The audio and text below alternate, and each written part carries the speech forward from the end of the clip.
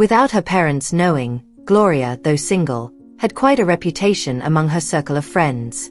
Many of her co-workers saw her as a bit of a player since she was often spotted with different guys. The city where Gloria worked was a popular tourist destination, attracting plenty of foreign visitors who stayed for a few days or weeks at a time. Gloria, being outgoing and charming, had a knack for connecting with these tourists.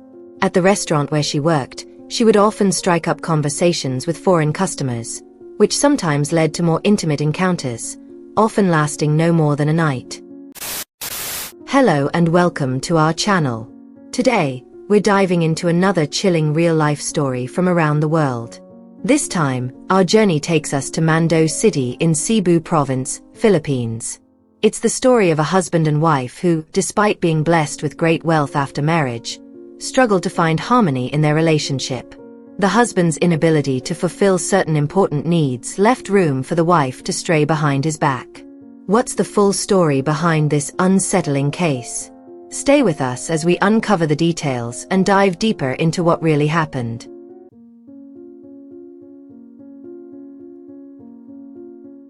Before we dive into the story, don't forget to like, comment, subscribe, and share this with your friends. It's a tale worth spreading around. So, here's how it goes. Once upon a time, there was a woman named Gloria, born in 1987. She originally hailed from Talamban but moved with her family to Mando City during her teenage years. Gloria's mom started trading vegetables and fruits at the traditional market in Mando, while her father, a retired police officer, spent most of his time at home due to his declining health. Gloria, the youngest of 4 siblings, still lives at home with her parents. Since 2014, Gloria has worked as a cashier and waitress at a small, 24-hour restaurant in the suburbs of Mando. Her shifts are grueling, running from 9 a.m. to 5 a.m. the next day. This job wasn't exactly what her mom had in mind for her. She worried constantly. Working late hours in a place with such a low salary wasn't ideal. The paycheck barely lasted until the end of the month. But Gloria didn't mind. She was used to it, and her friends always made sure she got home safely. Still, as moms do, Gloria's mother couldn't shake the worry of her daughter coming home at dawn, even after years of the same routine. That's why her parents asked Emilio, the son of an old family friend, to look after Gloria. Emilio, a 34-year-old school bus driver in Cebu City, was more than happy to take on the role. He had a crush on Gloria and didn't mind picking her up from work every day. Her parents thought Emilio was a great match for their daughter, who was already 30 and, in their opinion, ready to settle down. Gloria had never introduced a boyfriend to her family, so they assumed she was single and figured Emilio was the perfect candidate. But here's where things get interesting. Unbeknownst to her parents, Gloria wasn't as single as they thought. While she didn't have an official boyfriend, she had plenty of male friends who were close to her. In fact, her co-workers often joked that Gloria was a bit of a player. The city where Gloria worked was a hotspot for foreign tourists, many of whom frequented the restaurant. Gloria was quick to strike up conversations with these travelers, and more often than not, those chats led to something casual. Let's just say, a one-night connection. Gloria loved the freedom of her lifestyle. She wasn't interested in settling down or being tied to anyone, much to her parents' dismay. While her mom and dad were busy playing matchmaker with Emilio, Gloria was busy living life on her terms, embracing her independence and enjoying the moment, one day and one night at a time. When it came to the matchmaking plan, Gloria wasn't thrilled. She flat out rejected the idea of marrying Emilio. To her, he seemed too geeky, and she was far from ready to give up her single life. But her father, despite his frail health, kept pushing her to reconsider. Her mother, with her short temper, made things even harder to resist. Feeling cornered, Gloria eventually gave in. For 6 months, her parents bombarded her with endless questions and nudges about the marriage. Finally, Gloria relented, but she set one condition. She'd marry Emilio only if she could keep working at the restaurant after they tied the knot. Her parents and Emilio agreed, and the wedding took place in September 2017. Fast forward to married life, Gloria discovered something surprising. Emilio owned a big, beautiful house he'd inherited from his parents. It even had a swimming pool. Plus, he had significant savings. While his younger sister still lived there, Emilio was the sole heir to everything. Gloria couldn't believe it.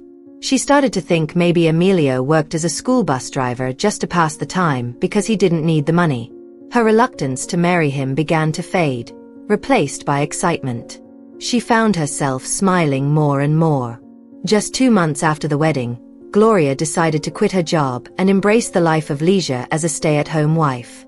However, being the mistress of a large house wasn't as fulfilling as she had imagined. Gloria felt a strange emptiness in her marriage. Emilio, for all his stability and kindness, lacked the spark she craved.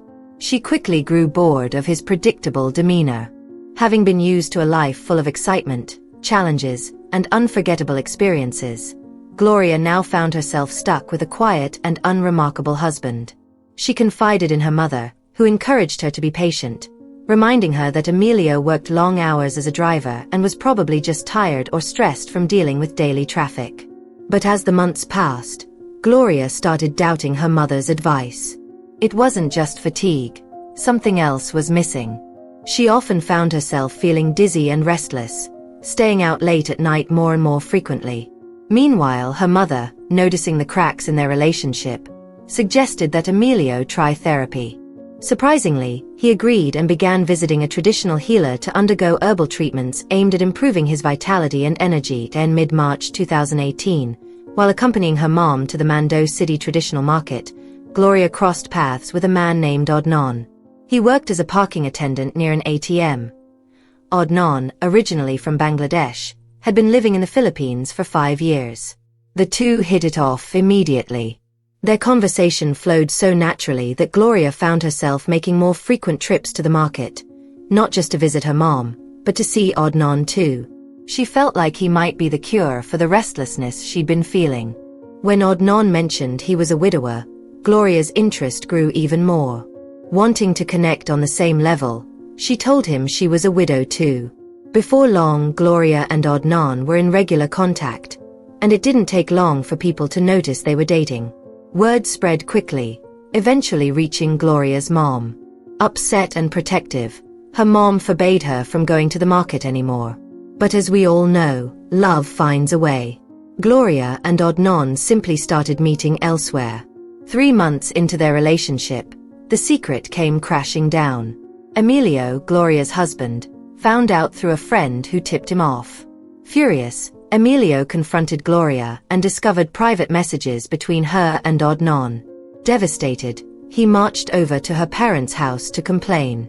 That's when Gloria broke down and admitted she'd been unhappy in their marriage, feeling neglected and unsatisfied with how Emilio treated her. Despite being deeply hurt, Emilio couldn't bear the thought of losing Gloria. He was completely captivated by her, blinded by the charm that had won his heart. Instead of walking away, he begged her to stay. Emilio pleaded with Gloria to end her relationship with Adnan and never leave him. In a desperate act of love, he promised to put all his savings and even the house in Gloria's name, just to prove his devotion. Gloria, touched by Emilio's sincerity and overwhelmed by his unconditional love, apologized profusely. She promised to cut ties with Adnan and work on their marriage. Over the next few weeks, the couple slowly rebuilt their relationship.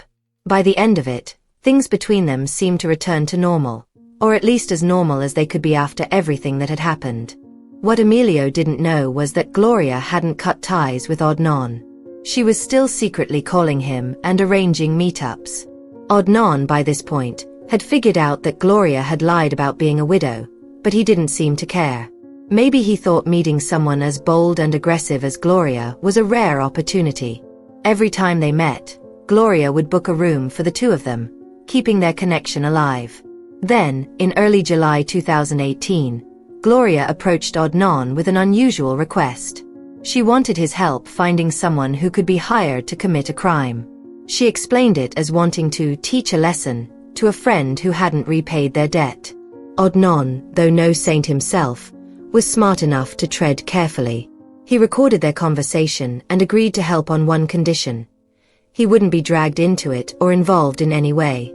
Gloria, eager to proceed, agreed to his terms.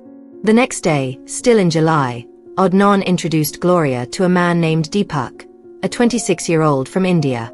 Adnan barely knew Deepak. He'd gotten his contact information from another parking attendant who mentioned that Deepak was desperate for money and willing to do almost anything for cash. Gloria and Deepak soon connected and began plotting something far worse than just teaching a lesson. The plan unfolded in mid-July 2018. It was around 10 p.m. when Gloria took her husband, Emilio, out for a stroll through the night market. They eventually stopped at the city park for some fresh air. As they stood there, Gloria excused herself, saying she needed to use the restroom. Moments later, a man in a black jacket and face mask approached Emilio, who was standing alone. It was Deepak. Without hesitation, he pulled out a gun and fired a single shot before fleeing the scene on a motorcycle with no license plate. Chaos erupted.